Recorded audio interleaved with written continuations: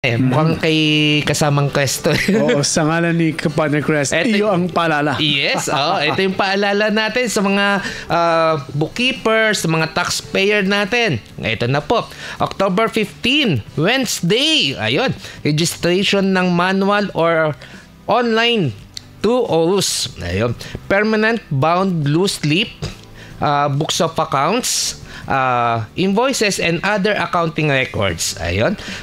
For the fiscal year ending September 30, 2025. Ayun. Next, submission ng list of medical practitioners for the quarter ending September 30, 2025. At syempre, quarterly list with monthly breakdown of contractors of government contracts entered into by the provinces, cities, municipalities, barangays for the quarter ending September 30, 2025. Sa mga nagpa-file ng mga BIR, filing and payment ng BIR Form 1702, RT-EXMX with audited financial statements. Siyempre, kasama dyan yung 1709 kung applicable and other attachment.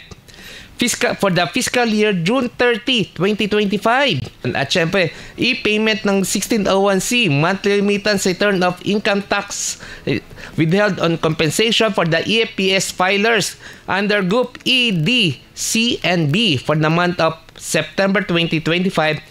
Yan yun, sa October 16, Thursday. Ayun.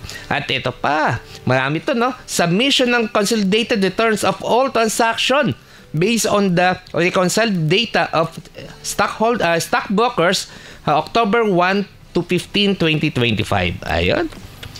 Ayun, partner, napakadami natin pinag-uusapan na paalala, no? Opo. Ang hirap natin kung di natin alam yan, nako, penalty yan. Nako, kaya dapat lagi kayo nakatutok sa business natin to para sa maraming paalala at mga pag-uusapan natin kapakipakinabang ka, Partner Randy. Yes.